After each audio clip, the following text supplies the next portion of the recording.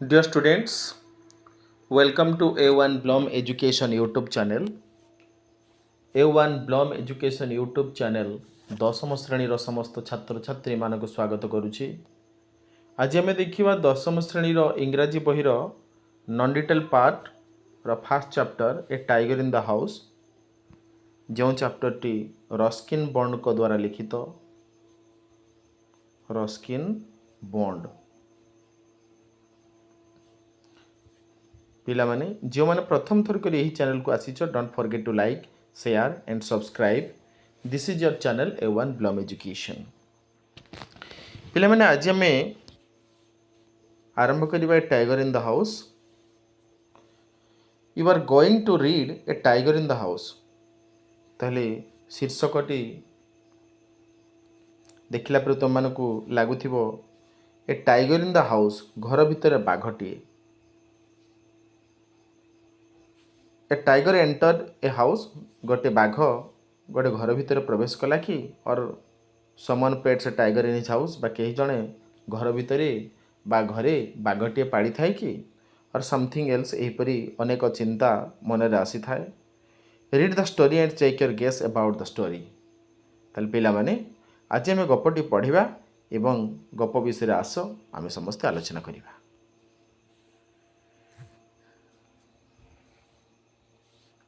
Timothy ଦ tiger cup, ତାହେଲେ ବାଘ ଛୁଆଟିର ନାଁ ଥିଲା ଟିମୋଥି, ହେଲା।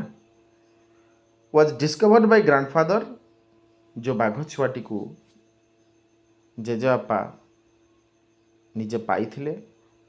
ଅନ୍ ଏ ହଣ୍ଟିଂ ଏକ୍ସପେଡ଼ିସନ୍, ଗୋଟେ ଶିକାର ଅଭିଯାନରେ। ଇନ୍ ଦ ତେରାଇ ଜଙ୍ଗଲ ନିୟର ଡେରା, ତାହେଲେ ଡେରାଡୁନରେ ଥିବା ଗୋଟେ ଜଙ୍ଗଲ, ଯେଉଁ ଜଙ୍ଗଲର ନାଁ ଥିଲା ତେରାଇ ଜଙ୍ଗଲ। ତାହେଲେ ଜେଜେବାପା, ଲେଖକଙ୍କ ଜେଜେବାପା ରସ୍କିନ୍ ବଣ୍ଡଙ୍କ ଜେଜେବାପା ଯେତେବେଳେ ଗୋଟେ ଶିକାର ଅଭିଯାନରେ ଯାଇଥିଲେ, ସେତେବେଳେ ସେ ଟିମୋଥି ଯେଉଁ ବାଘ ଛୁଆଟିକୁ ପାଇଥିଲେ।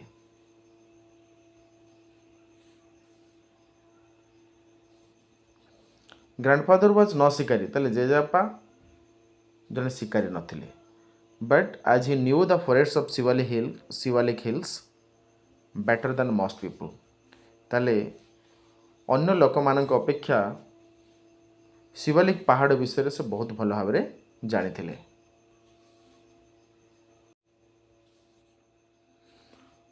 ହି was requested to accompany party, ତାହେଲେ ତାଙ୍କୁ ଶିକାର ଅଭିଯାନରେ ଯିବା ପାଇଁ ଅନୁରୋଧ କରାଯାଇଥିଲା।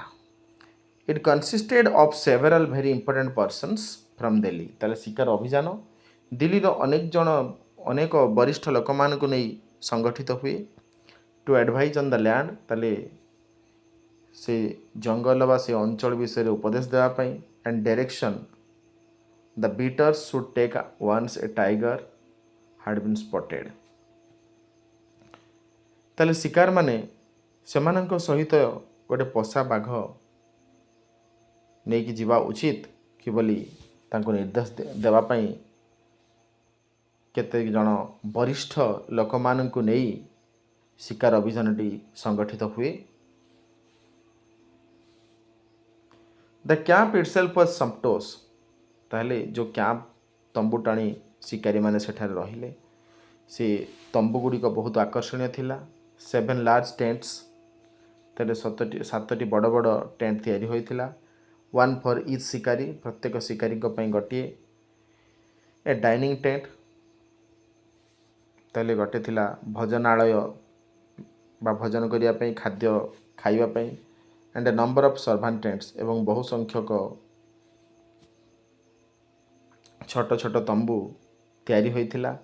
ଦ ଡିନର ୱାଜ୍ ଭେରି ଗୁଡ୍, ତାହେଲେ ରାତ୍ର ଭୋଜନ ବହୁତ ଭଲ ଥିଲା।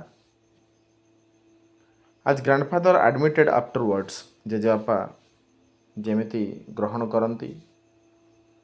ଇଟ୍ was not often that one saw hot water plates, ତାହେଲେ କେହି ବି କେବେ ଦେଖିନଥିଲେ ଯେ ମାଟିରେ ତିଆରି ପ୍ଲେଟ୍, ଫିଙ୍ଗର ଗ୍ଲାସେସ୍, ମାଟିରେ ତିଆରି ଗ୍ଲାସ, ଆଣ୍ଡ 7 or 8 କୋର୍ସେସ୍, ଏବଂ 7ରୁ 8 ପ୍ରକାର ଖାଦ୍ୟ। In a tent in the ଜଙ୍ଗଲ, ତାହେଲେ ଜଙ୍ଗଲ ଭିତରେ ଯେଉଁ ତମ୍ବୁ ପ୍ରସ୍ତୁତ ହୋଇଥିଲା, ସେ ତମ୍ବୁ ତଳେ ସେମାନେ ଭୋଜନ କରୁଥିଲେ। But that was how things were done in the days of viceroy, ତାହେଲେ ଭାଇସରାୟମାନଙ୍କ ସମୟରେ କିପରି କାର୍ଯ୍ୟଗୁଡ଼ିକ ହେଉଥିଲା ତାହା ଏଥିରୁ ଜଣାପଡ଼େ। There were also some 15 elephants, ତାହେଲେ ସେମାନଙ୍କ ସହିତ ଶିକାରୀମାନଙ୍କ ସହିତ 15ଟି ହାତୀ ମଧ୍ୟ ଯାଇଥିଲେ। 4 of them with ହାଉଦା, ତାହେଲେ 4ଟି ହାତୀ ପିଠିରେ ବସିବା ପାଇଁ ସ୍ଥାନ ଥିଲା ଫର୍ ଦ ଶିକାରୀମାନଙ୍କ ପାଇଁ। And the others were specially trained for taking part in the beat, ଏବଂ ଅନ୍ୟ ହାତୀମାନଙ୍କୁ ଶିକାର ଅଭିଯାନରେ ଭାଗ ନେବା ପାଇଁ ସ୍ୱତନ୍ତ୍ର ତାଲିମ ଦିଆଯାଇଥିଲା। ଦ ସ୍ପୋର୍ଟସମ୍ୟାନ୍ ନେଭର ସୋ ଏ ଟାଇଗର, ତାହେଲେ ଯେଉଁ ଶିକାରୀମାନେ ଯାଇଥିଲେ ସେମାନେ କେବେ ହେଲେ ଗୋଟେ ବାଘ ଦେଖିପାଇଲେ ନାହିଁ। Not did they shoot anything else, କିମ୍ବା କାହାକୁ ସେମାନେ ସୁଟ୍ କରିପାରିଲେ ନାହିଁ। Though they saw a number of deer, ଯଦିଓ ସେମାନେ ବହୁ ସଂଖ୍ୟକ ହରିଣ ଦେଖିଲେ, ପିକକ୍ ଦେଖିଲେ, ଆଣ୍ଡ ୱାଇଲ୍ଡ ବୋର୍, ଏବଂ ଜଙ୍ଗଲୀ ବାରହା ଦେଖିଲେ।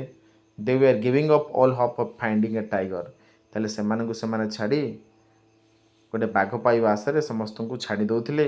And were beginning to shoot at jackals, ଏବଂ ଆରମ୍ଭରେ ସେମାନେ ବିଲୁଆମାନଙ୍କୁ ସୁଟ୍ କରୁଥିଲେ ବା ଗୁଳି କରୁଥିଲେ। ହ୍ୱେନ୍ ଗ୍ରାଣ୍ଡଫାଦର ଷ୍ଟ୍ରୋଲିଂ ଡାଉନ୍, ଯେତେବେଳେ ଜେଜେବାପା ଧୀରେ ଧୀରେ ହେଲା ଗୋଟିଏ ଜଙ୍ଗଲୀ ରାସ୍ତାରେ ଆସୁଥିଲେ, forest path at SUM distance, କିଛି ଦୂରତାରେ, ଦ ରେଷ୍ଟ ଅଫ୍ ଦ ପାର୍ଟି, ଯେଉଁଠାରେ କି ଶିକାରୀମାନେ ରହୁଥିଲେ ସେଠାରୁ କିଛି ଦୂରରେ, ଡିସ୍କଭର ଏ ଟାଇଗର, ଗୋଟେ ଛୋଟ ବାଘଟିଏ ସେ ପାଇଲେ, ଆବାଉଟ୍ 18 ଇଞ୍ଚ, 18 ଇଞ୍ଚର ବାଘଟିଏ ଦେଖିବାକୁ ପାଇଲେ।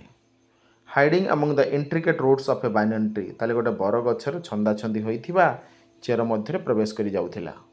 ଗ୍ରାଣ୍ଡଫାଦର ପିକ୍ଡ ହିମ୍ ଅପ୍, ଜେଜେବାପା ତାକୁ ଉଠାଇଲେ। And brought him home after the camp, ତାହେଲେ ଶିକାର ଅଭିଯାନ ଶେଷ ହେଲା ପରେ ଜେଜେବାପା ସେ ବାଘଟିକୁ ଘରକୁ ନେଇ ଆସିଲେ। Heart broken of, he had the distinction of being the only member of the party to have bagged any game dead or alive, ତାହେଲେ ଜେଜେବାପାଙ୍କର ଗୋଟେ ପଦବୀ ଥିଲା, ଉପାଧି ଥିଲା, ଖ୍ୟାତି ଥିଲା। ସେ ଏପରି ଜଣେ ବ୍ୟକ୍ତି ଥିଲେ, ସେ ଏପରି ଜଣେ ସଦସ୍ୟ ଥିଲେ ସେ ଶିକାର ଅଭିଯାନର, ଯେକୌଣସି ପ୍ରାଣୀକୁ ଜୀବିତ ଅବସ୍ଥାରେ କିମ୍ବା ମୃତ ଅବସ୍ଥାରେ, ହେଲା, ଯେକୌଣସି ଶିକାରକୁ ଗେମ୍କୁ ମୃତ ଅବସ୍ଥାରେ କିମ୍ବା ଜୀବିତ ଅବସ୍ଥାରେ ସେ ଧରିପାରୁଥିଲେ, ହେଲା। ସୋ କମ୍ପ୍ରେହେନ୍ସନ୍କୁ ଆମେ ଚେକ୍ କରିବା, ତାପରେ ଆମେ ଯାହା ବି ପଢ଼ିଲେ, ହେଲା, ତାର ପ୍ରଶ୍ନ ଉତ୍ତରକୁ ଆମେ ଆଲୋଚନା କରିବା।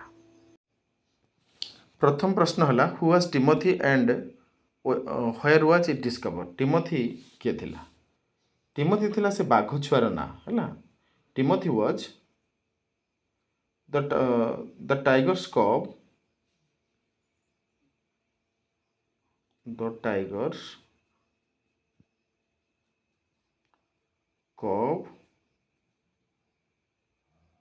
Timothy was the tiger's cub, ହେଲା।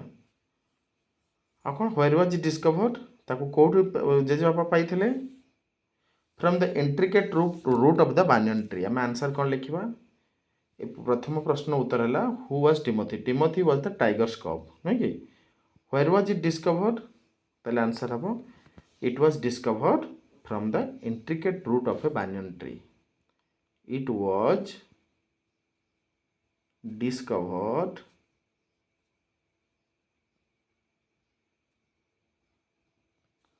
from the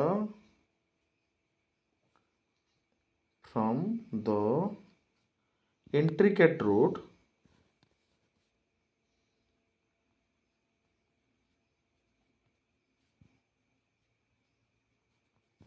of banyan tree.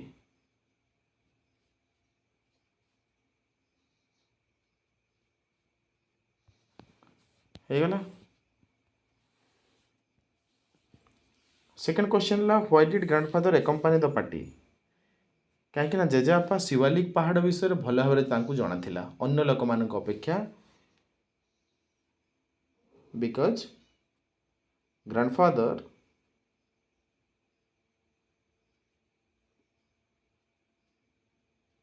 had known better than grandfather had known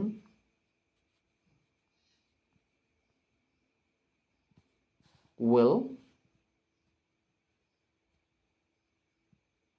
about the hills of Shivalik.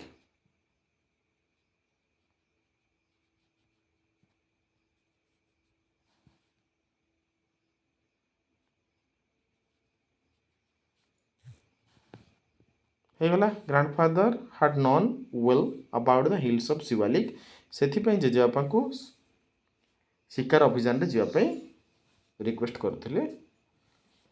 The writer says the camp was very splendid କ'ଣ ପାଇଁ ନା କ୍ୟାମ୍ପରେ କ'ଣ 7 କାଇଣ୍ଡ ଅଫ୍ କୋର୍ସେସ୍ ହେଇଥିଲା ଆଉ ଯେଉଁ ସବୁ ହେଲା ଯେଉଁ ସବୁ ଖାଦ୍ୟ ସବୁ ପରସି ଦିଆଯାଉଥିଲା ସବୁ ଫିଙ୍ଗର ପ୍ଲେଟ୍ସ ହେଲା ଏୟାରଦେନ୍ ପଟ୍ସରେ ସବୁ ଖାଦ୍ୟ ପରସି ଦିଆଯାଉଥିଲା ସେଥିପାଇଁ ଲେଖକ କହୁଥିଲେ ନା କ୍ୟାମ୍ପ ଗୁଡ଼ିକ ବହୁତ ସ୍ପ୍ଲେଣ୍ଡିଡ୍ ଥିଲା।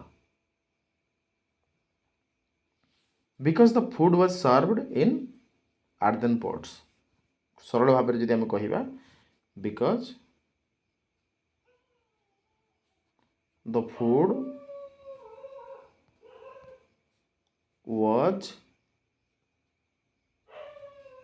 served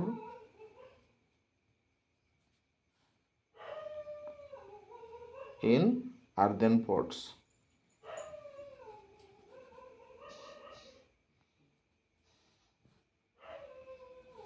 Got it?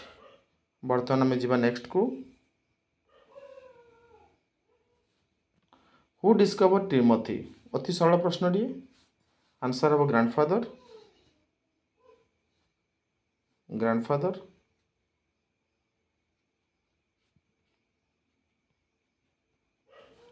व्हेन आसला क्वेश्चन ड्यूरिंग हंटिंग एक्सपेडिशन है आंसर हम ड्यूरिंग हंटिंग लिखले मध्य करेक्ट हम है। नेक्स्ट को जीवा do you think grandfather was very bold yes answer हम yes what do you think so तेल से एपरी जड़े व्यक्ति थे गोटे शिकार को जीवित अवस्था कि मृत अवस्था से धरी पारे because he could catch a game dead और ए लाइव है अति सरल प्रश्नटी। नेक्स्ट को जीवा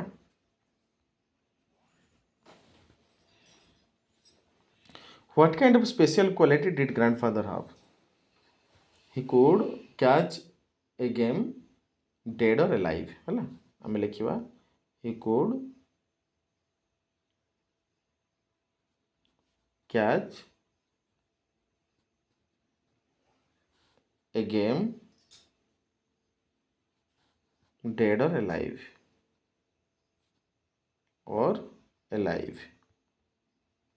अति सरल।